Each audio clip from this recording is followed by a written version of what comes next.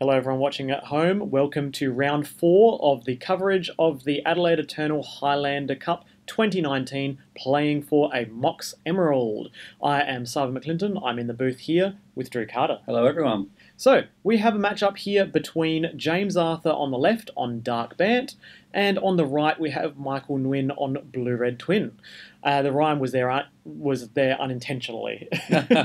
So, shall we jump down to one of their deck lists? How about let's check out Michael's deck list? Because this is circa 2014. Right? Not quite. He was playing it 7 months ago and he took a long break from Magic and he just came back for this tournament, which is awesome because I love catching up with Michael.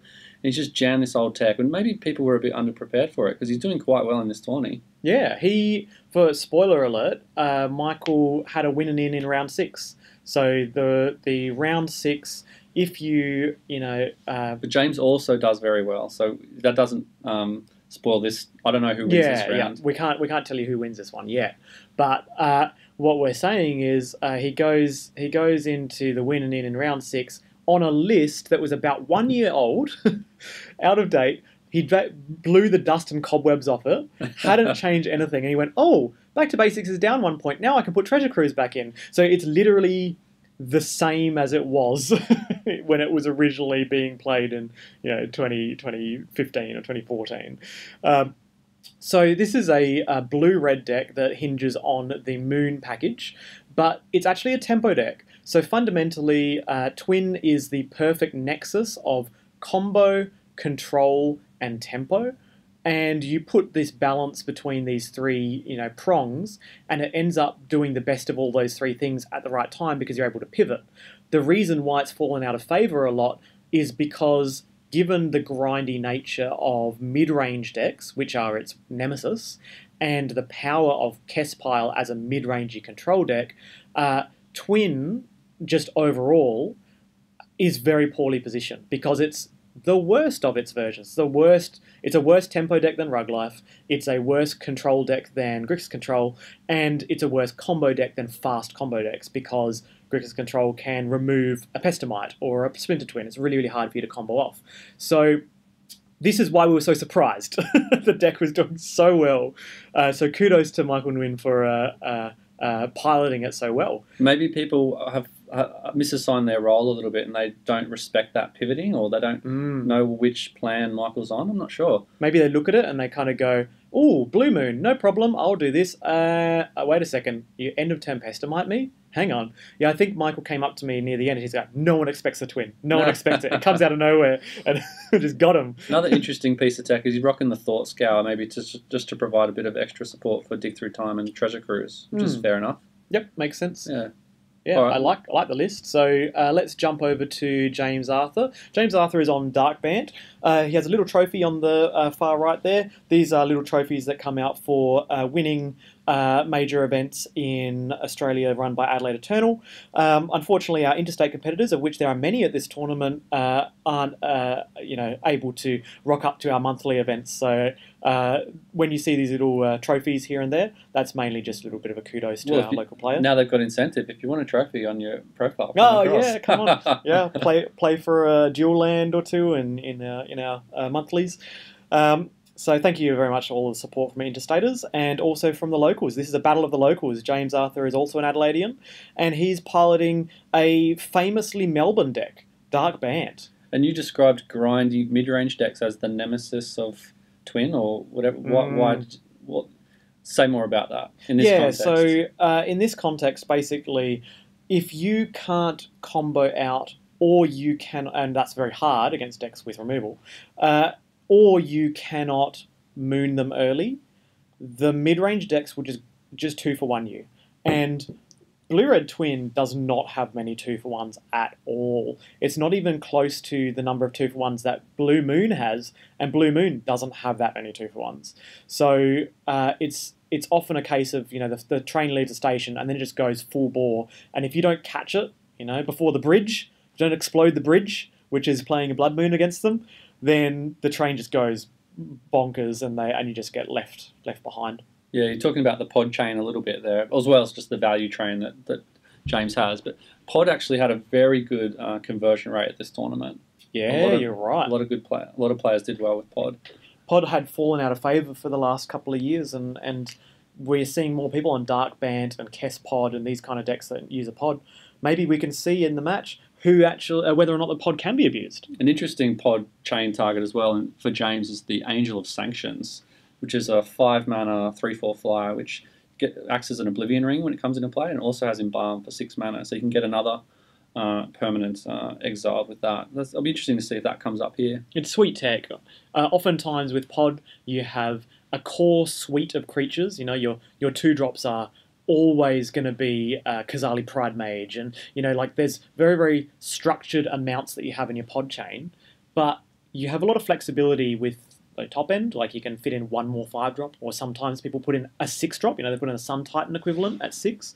It's really, really interesting to see what people rock up with, and Angel of Sanctions is some sweet little tech that James has brewed. Down to the match. So we've just seen James draw his hand, so we might see a hand there. It's got a Mana Dork and 2 lands. That's always a good sign. Brainstorm Clamp. And then we've got some blue cards. And I saw a Torrential Gearhawk there. That's not ideal, but definitely some slow, action. But I think he might have had Gataxian Probe as well. And a Ponder, maybe? Here's Gataxian Probe, and let's look at the hand. So the hand is 2 lands and a Mana Dork. It's a bit clunky because the blue source is the fetch land, so it's tricky to use your Brainstorm, but usually in Dark Bant, you're very rarely brainstorming until much, much later in the game. You know, much later, and then you go, okay, yep, I'm going to put away these 2 lands that I've drawn, and maybe another, and then you know, shuffle away and get max value off the Brainstorm. But he can go turn 1 Dork into turn 2 Clamp, Dork, because once the Clamp is out, it's quite difficult for the blue-red decks to deal with unless they're packing a lot of things like a Braid and other... Yeah, which Michael doesn't have. Yeah, because the list is outdated, as as we were saying before. Well, it could be a choice, but yeah. There's a Ponder after the Probe. So James really wants to rip a 3-drop to make the most out of that Mana Dork. And the Mana Dork is a good one in this case because it provides multiple colours of mana to get around any moon effects, which Michael might play. Yeah. Yeah. I have... Oh, the Dryad Arbor, was it? Yeah, so... Elvish Mystic, sometimes when you're thinking about your Mana Dorks, you have a choice between Llanowar Elves and Elvish Mystic. And usually Elvish Mystic is the wrong choice. I'm sure he's rocking both, isn't he? Or maybe not. Yeah. Dark Bant only doesn't play the full suite that Junk does. Junk often plays between 7 and 8 Mana Dorks, including the Green Sun Zenith for Dryad Arbor. Alright. So James has made an aesthetic choice that Sarv's not particularly a fan of. Yeah. They're functionally the same. Yeah, it is a foreign language Elvish Mystic, so props for that. So it looks like Michael's got some kind of interaction here, maybe a fire or a counterspell or something. Yeah, if he counters the Clamp, he should feel pretty good about it. If he doesn't counter the Clamp, it can be really, really dangerous. Yeah, nice. Yeah, counterspell. Now that's an art. Look at that. That is Mercadian Mask's original, not original, but Mercadian Mask's foil. So one of the first foils that you can actually get your hands on. Really, really beautiful. So James must have drawn a land there because he's played the Breeding Pool tapped, which he didn't have earlier. And he also drew a Bayou. So like playing the Breeding Pool tapped is great because he can brainstorm away the Bayou if needed and has a polluted delta to the shuffle later on. Yeah. But having the polluted delta out is okay. Maybe just saving it because he's got Restoration Angel in hand. Slow rolling it, okay. When your opponent does not attack with the Mana Dork, you're like, Restoration Angel. Yeah. It's like the most telegraphic Restoration Angel play. I've been blown out by Resto so many times. Becca just passes the turn with 4 mana untapped. And now I've learned to read that. Oh, very disciplined. So he didn't play the Resto. So now both players know each other he has Restoration Angel. Like both players know. It's no longer. So James is happy to play draw go here. Do you think that favours James or? I think it favours Michael for sure, but Restoration Angel is a great way to break up that favour. Yeah, playing draw go doesn't augur well when Michael's got a Torrential Gearhawk in hand. Nice. Yeah, Mana Leak is strong because what it does, it allows Blue-Red Twin to keep 3 mana up in the turn when you pass it, because often the Restoration Angel is the bait spell, and the real spell is Titania that you want to resolve. Here's that brainstorm. He's still got the active fetch, so... Yep, but the Bayou is in hand, so he's on the battlefield. So, oh, mental misstep. Looks like the mental misstep was drawn much later because otherwise it would have misstepped the clamp. So it's useful to have it's useful to know that your opponent has brainstorm and know that you save the mental misstep for it, I guess. And I think that was a really good choice to misstep the brainstorm at so this point in strong. the game. So strong when your opponent has an untapped fetch land and they have 3 untapped mana ready to play some threat after the brainstorm. And even seeing the mana elf come down there is not too punishing, especially when the clamp's already been kind of dispatched early in the game. Yeah. When you're looking at, Grixis Control facing off 2 dorks here and they go, oh, I'm going to, Toxic Deluge, and there's so many answers for these. James has got Pod in hand, so too. Ooh, yeah, that's a really, really nice card to have access to. He just runs out here, hoping there's no counter magic. He's playing around Remand though, because if it gets remanded, he's paid the life as a down payment for the pod. Oh, it was actually Remand. Yeah, so this is paying off James for paying the down payment of life because then he can play it again. But he didn't. But he doesn't because he's going, well, I get blown out by Censor. All right, some days, Censor, any of these kind of days, spells. Yeah, they would be so painful. So now we're on Torrential Gearhulk. Torrential Gearhulk into Counterspell. Yeah, now you can play the fetch land out because the brainstorm is gone. And Dark Band doesn't really have a way to say Snapcaster Mage back brainstorms. It's not a thing that it does. Right, so Michael's ahead here by a long shot, I would think. So this is a perfect example of how he's weathered that storm. He's made sure that he's stabilised, and some of it was due to the fact that James was both on the draw and mull to 6 and scry to the bottom. So his hand wasn't amazing, but... Oh, here's Titania. No, Thragtusk. All right, Thragtusk it is. So I expected Gearhulk here, if I saw correctly. Yeah, it's probably going to be Gearhulk, because what can you get punished on for 2 mana at the bottom there? Well, James still has the Birthing Pod, yeah, but that costs 3 mana. And has a land been played for the turn? Yeah, Tundra, right? So yeah, you don't get punished by Gearhulking this, I don't think. But I think Michael hesitated because he's worried about the pod follow-up. Yeah, and he's out of counter magic. Once that comes down, and he doesn't have an abrade, so...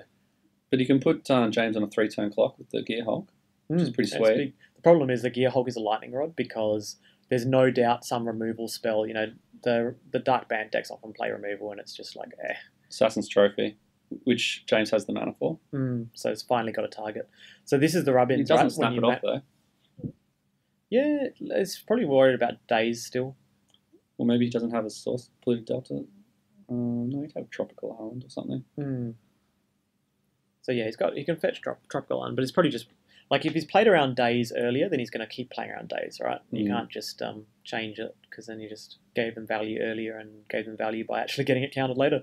So he's probably going to go for like Assassin's Trophy and Birthing Pod in the same turn. Trying to overload your opponent's counter spells in one turn is a great way to actually... Yeah, he's happy to take 5. It's not a huge deal at this point.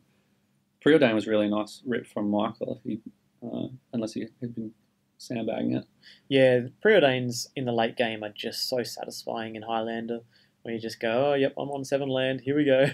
Michael's on the beatdown now. I think he's going to try and overload his mana with an end-of-turn trophy, which I suspect will get through. Yeah, because I think if you're in the blue-red twin seat, you let the Assassin's Trophy resolve, you get yourself a basic island, and then you have mana up, because he's probably representing this Mystic Confluence or something. Interestingly, Michael's got Dak Faden in hand, which he chose not to deploy that turn, which would have been so maybe he wants to see the pod come down and then steal it. I like it. Ooh, Fact or Fiction. Imagine if you see a Daze in this pile, what would you do? You just go, oh, Daze and 4 cards, and then they just take the 4 cards. Oh, some good ones.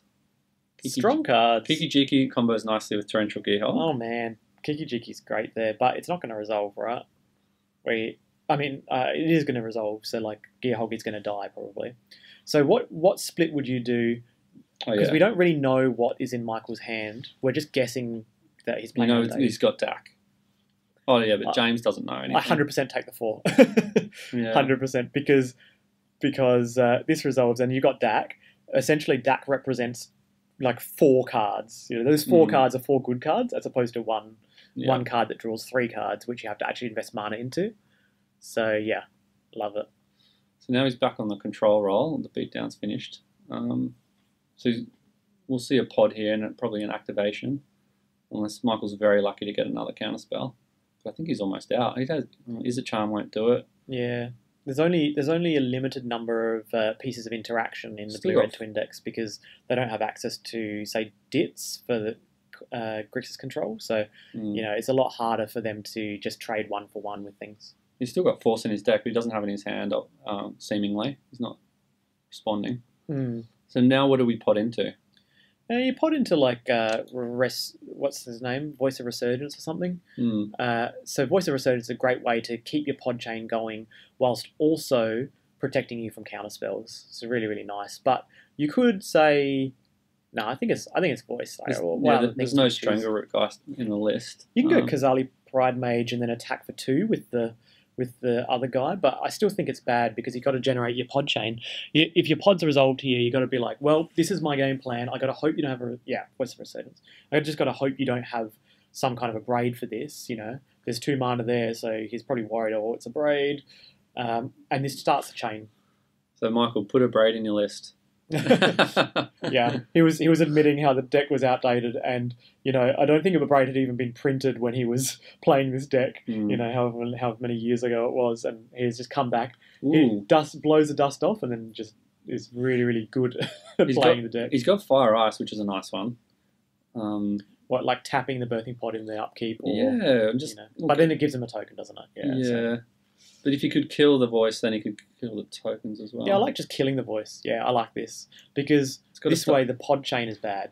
It's got to start again. He's got to get another 2-drop. Yeah.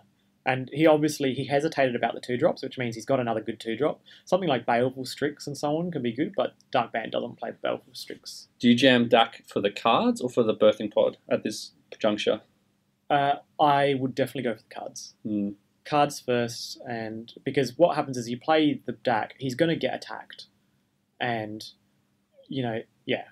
because if you take the pod, he just dies. You've got a pod and he dies. Well, he's taking the pod. Yeah, it's basically like a glorified Abrade, and I don't like it.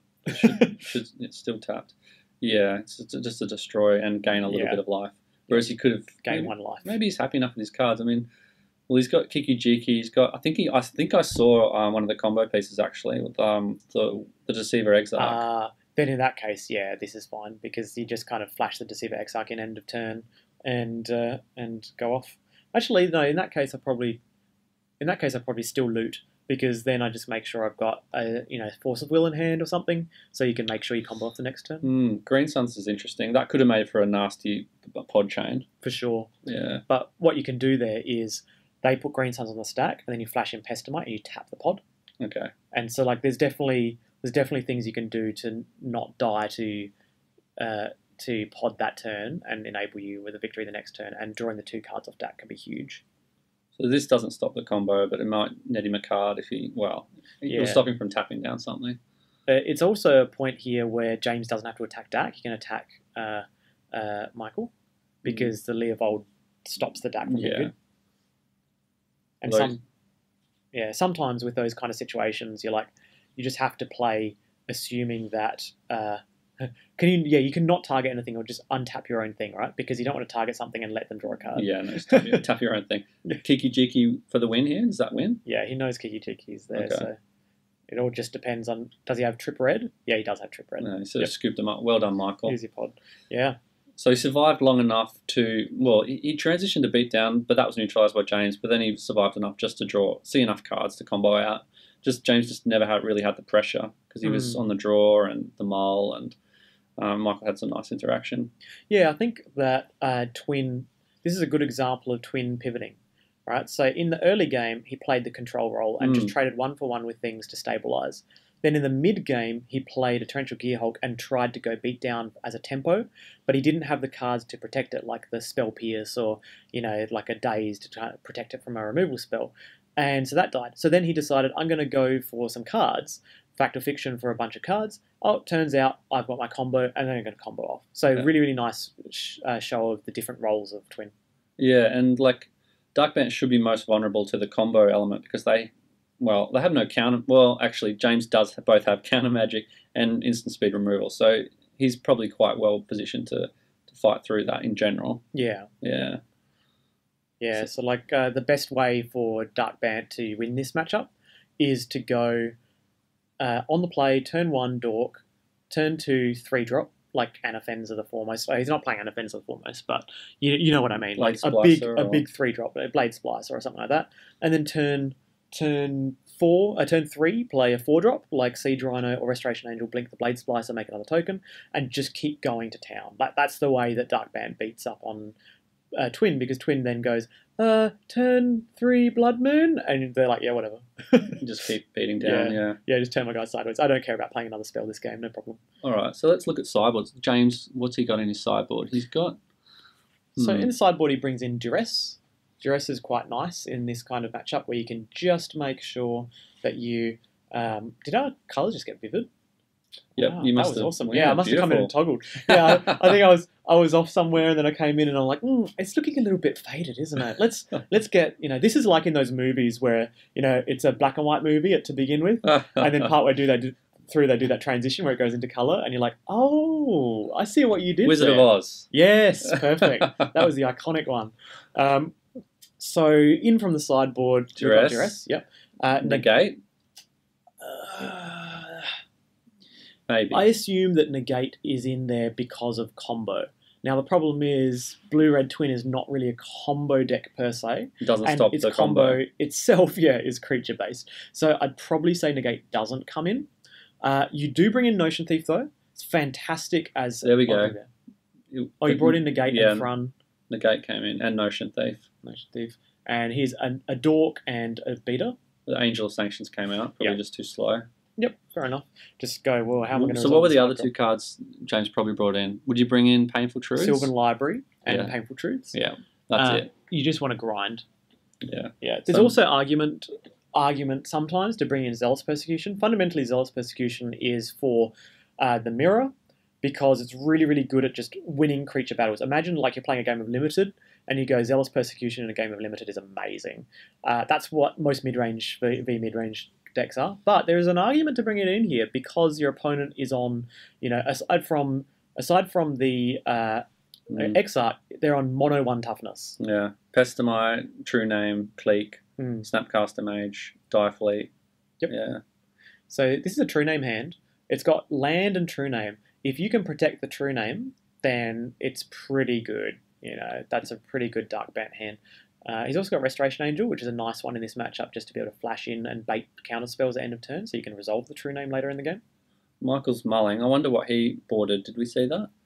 I don't think so, but... Did you board in Anger of the Gods? Yep, bring in Anger of the Gods, faux show, and also Sudden Demise. Sudden Demise naming green is fantastic against this deck, usually for 1 to 2 damage. What about Rebs? Anger of the Gods is in hand. Okay. I don't bring Rebs in. No, not enough blue. No. Although he might wish he had one here if True Name comes down turn 2. Yeah. This is absolute textbook. Tropical Island into Manador. Oh, yep, that changes things. That slows down the True Name assault. Yeah, significantly. Now we can get counter magic up in time. Yep. If in doubt, bolt the bird. If in doubt, misstep the turn 1 play. It's just a thing. That's a Highlander. Hashtag Highlander problems. Luke McLaughlin might say hashtag point mental misstep. Point mental misstep, that's all right. So strong again. That's a Ponder on turn 1 both games. Yeah, Ponder on turn 1 is usually an indication that you don't have land drops, and you're going, I need to make sure I find my lands. Or you're land flooded, and you go, I just want to make sure I don't hit lands. But usually it's the former. Usually. So this could be make sure I hit my 3rd land drop so I have Electrolyze up or something like that. What if you've definitely got turn 2, turn 3 plays? Then I don't. You still keep it? Ever. No, okay. Yeah. Like, if your hand's already good, I just don't cast Ponder. All right. You just cast it. You cast it on turn 7 of the game, and then it's amazing. Yeah. So now James is representing the drain. OG Arid Messer with a signature from, I think it's Raymond Swanland, is it? So James has Negate in hand. He's got True Name. Let's try and see what else he's got. So he probably doesn't jam True Name. He just goes to turn 5, Can't jam plays his land drops all the way through, and then at the end of turn, 4 even, he can flash in the resto. And if the resto gets countered, then he goes to his turn, plays True Name, or he goes to his turn on turn 5, plays True Name, and has negate back up. Like, that's just fantastic, because once True Name is resolved, Blue-Red Twin has literal no answers to it. Just combo out. Yeah, combo out or tap your team for 1 turn. That's about it. Is that Scavenging Ooze? Yeah, Scavenging Ooze, it's a nice way to bait. You just go like, okay, start using your counterspells up, because you only have so many counterspells in Blue-Red Twin. And it also keeps up a land. He can fetch Savannah, and use the Savannah to exile, say, Ponder or Mental Misstep if there was a Snapcaster Mage available. Yeah, I mean, do you almost not... Oh, it's a remand. That's a fine remand target. You kind of blank the turn. But you could almost let it resolve and just hope that your red spells deal with it at some point. If it's only going to be 3/3. Can do. It's risky. I still like the remand there, mainly because... No, it's definitely remand, yeah. But I wouldn't... Maybe counter spells more of an iffy decision. Yeah, I don't think I would Mana Leak it. Because Mana Leak is so good at countering Siege Rhino, which is the scary thing on turn 4. So I would just let it resolve if that was the case. But Remind is a great one for this. Yeah.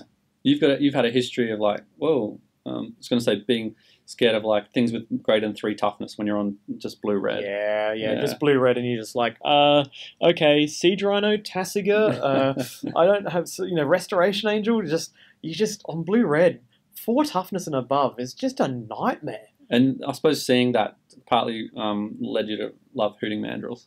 Oh, yes. Oh. I won't start you on Hooting Mandrills, though. Don't get me started. All right, so this Magus is a pretty big game, but it's getting so this swords. was a Path to Exile. So it was a fetch for Tundra in response, which is always scary, right? They're like, wait, if you're fetching Tundra, but he uses Path to Exile, and you think, okay, hopefully you don't have a Daze. Yeah. Doesn't have a Daze or Force of Will. Bam, get rid of it. Nice clean answer to it, and still keep your mana and jam True Name. Yeah, that's a very nice response. He had the exact 1 mana interaction he needed. Yeah, yep. And then he follows it up with a huge Haymaker. Yep, it wasn't dazed, so... Because if it was dazed, they have Daze. If it wasn't dazed, they don't have Daze, because for sure you're going to protect that Magic of the Moon when they can't do anything. So I think it looks like Michael's just got a lot of reactive spells here, because otherwise he would have jammed something interesting, like a DAC or something. Yeah, yep. So... There's facts. Fact or fiction... Ooh, there's the negate. It's a nice use of negate on a 4 CMC card. Oh, look at that. Yep. And Michael saving life by not tapping Ancient Tomb. He's still on a 4-turn clock, which is fairly fast. Yeah, 4 turns is real. And he doesn't have the red to combo out readily. So, yeah, there could be some kind of scenario of end of turn, Pestamite, tap your thing. But remember, there's only 2 Pestamites and Deceiver Exarchs in total in the whole deck. So the chances of actually having the combo in Highlander are so low that you should generally play assuming your Tempo Twin opponent does not have it. Otherwise, you lose too much. You just basically lose too much position. So Michael's having a think. He's thinking, how do I deal with this True Name? What's he got in his deck for it? Anything? Well, once it's resolved, nothing. Okay. The only way that you can deal with it once it's resolved is buy a turn with Cryptic Command tapping them and try and tempo them or combo. So like you can no longer be the control deck. You are now 100% in the role of combo and tempo. Yeah, which worries me because not tapping out each main phase suggests you've just got a reactive kind of control-y kind of hand. Could be a Gear Hulk hand. End of turn Gear Hulk Foff. Yeah, that'd be a nice. nice one. Yeah. Let's hope for that, for Michael's sake. Let's see. This is the new art of Eternal Witness. And by new, I mean wrong. So this is return just a land. Oh, not return land. This is return Swords to Plowshare. Oh, no, he's got a land in hand, that's why. Return Path to Exile so he doesn't lose to Twin. Because that's how he lost last time. So James is playing knowing, well, I can just lose out of nowhere. So let's make sure we've got the Path to Exile up. Yeah, let's heads up play. Just flooding out a little bit. He's got 3 or 4 cards in hand. He's got options. Yeah. Unless they're all blue. Which, yeah. Blue cards don't do too much here, right? No, unless it's Torrential Gearhulk. Eternal Witness is an interesting card in Highlander. Like, it pops up now and then, but doesn't see a huge amount of play. Yeah, it basically only sees play in decks that have Birthing Pod because it's okay on the pod chain. Because the body is just not impactful. And it also sees play in decks like Channel, mainly because they can regrow their channel and then they can sacrifice it to Diabolic Intent. So here's Recruiter of the Guard. Recruiter of the Guard can find something with power that is lower, so it cannot find your own true name nemesis. However, it can find Deceiver, Exarch, and Pestamite, and Kiki-jiki, all parts of the combo. Note that with one Recruiter of the Guard, if you have enough mana, you can win on the spot. It's a single card combo. You play it, you search for Kiki-jiki. You play Kiki-jiki, you copy Recruiter of the Guard. Then you use the Recruiter of the Guard to find a Deceiver Exarch. Then Deceiver Exarch untaps the Kiki-jiki. Kiki-jiki then copies the Deceiver Exarch, and you win on the spot. Do they have haste though? Yes, Kiki-jiki gives them haste. Okay. Yeah. All right. So, yeah. But Splinter Twin does not. Splinter Twin does not. Okay. So, yeah, Imperial Recruiter is one of those cards that I absolutely love to death in Blue-Red Twin. I played Blue-Red Twin heaps, and I played Blue-Red White Twin as well. The White Splash is fantastic to shore up those weak matchups. And Imperial Recruiter was a card that was like, maybe I cut this card? No. You know, every time you think, oh, maybe I slide this out? No. It just allows you to win. It's great. There comes the Scoos again after being remanded. Bit more He's back. pressure. He was taking a little break. A bit of interaction against any potential Gear Hulk action as well. Yeah, I like it. This is just really James shoring up to A, not die to the combo, and B, actually close the game within 3 turns so that the combo is no longer an option because your opponent is dead. Yeah, and the double red I think is an issue for Michael here. Yeah. You also 100% attack with both Eternal Witness and True Name because when you're the twin deck, you basically never block with Imperial Recruiter until the last turn. Like, Yeah. you know, okay, I'm going to lose now because your outs are Kiki-jiki. Although he'd need a Blood Moon or something, or a Black Lotus. He just needs like a third red source and then he can Kiki-jiki. It- Oh, Anger of the Gods. That changes things now. It doesn't kill True Name, but what it does do is it gets rid of the Scavenging Ooze, unlocking, say, Torrential Gear Hulk in hand. He loses his own Recruiter. Yeah. But that's okay. There's a Voice of Resurgence in James's hand. So he's just deciding whether or not to path his own guy. That's probably the decision here. Or no, he's just deciding to eat a spell from the graveyard. He goes, do I eat something to gain 1 life, or do I... I think he just eat a useful instant or something. Yeah, you just eat like a Fact or Fiction or something.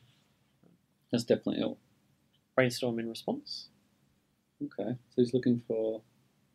What 1 mana interaction would he have? I assume that the Brainstorm in response is entirely because his hand's already good.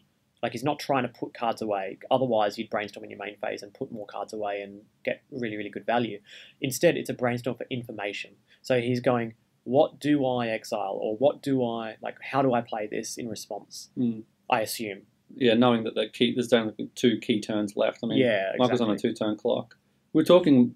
you and I were talking about how do you close out games when you don't have red? And saying evasion's one of the key answers here. Like, yeah. I know Dark Bant goes big, but we're seeing just the evasive and capacities of True Name shine through here. To get that reach and the invincibility to removal, really. True Name's just got the best kind of evasion, right?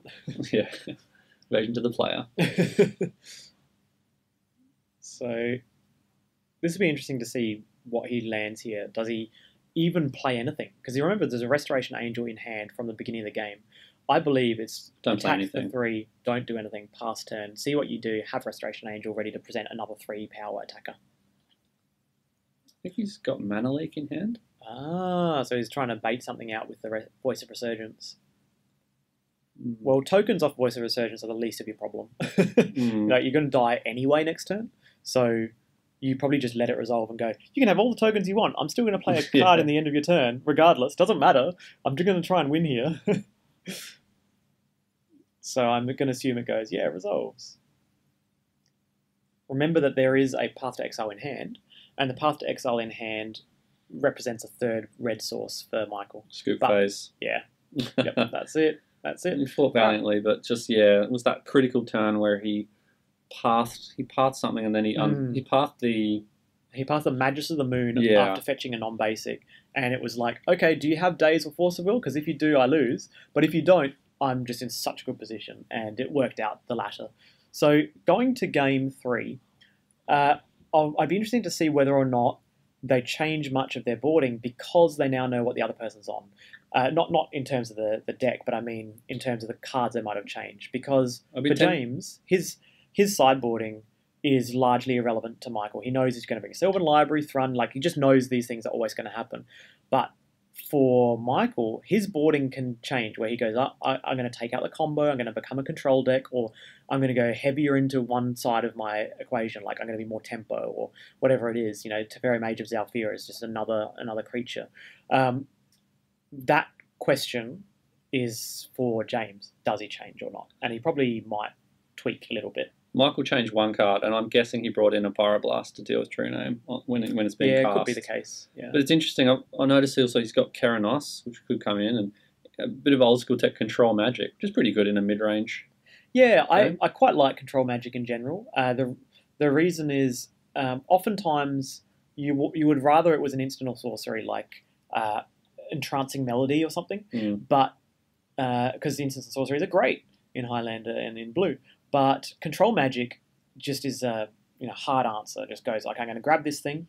As long as you don't have a removal for my Control Magic enchantment, this is golden. It's pretty good tempo if you've got an attacker as well. Yeah. One thing I really loved... That was a Bird's hand, Anger of the Gods hand. I sideboard Direfleet out in this matchup. Against mid-range, Direfleet Daredevil is terrible because it's good against aggro as a blocker, it's good against control as a value engine, and it's bad against mid-range because mid-range almost never actually plays out any of the instants and sorceries early. And when you're playing it in the late game, to finally get that path to exile, it feels pretty bad. Yeah, I mean, James has Brainstorm, but that's about it in terms of the things you would want to recur. Yeah, and Assassin's Trophy. Yeah, it's just a removal spell usually. That's about the best you're going to get. And usually the removal spells aren't fired off against you because they don't remove anything, because you don't have anything to remove. So this is Double Dork with Deathrite Shaman, which is extremely threatening. Yeah, this is a really, really good example of the worst case scenario for a blue-red twin player. You see them play 2 dorks and you go, okay, you've literally shut off 4 of the, 3 to 4 of the cards in my deck, which are all about, stopping you from having your colours of mana. So a mana leak here can be a telegraph of, next turn I want to play a Blood Moon and I just want to make sure that you don't have more than 2 colours or 1 colour. But this is where James will probably fetch a basic land just to be safe. I think the Birds is helpful too, but I think James has got a fairly reactive hand. He's got swords. He's got some counter magic, maybe a mana leak.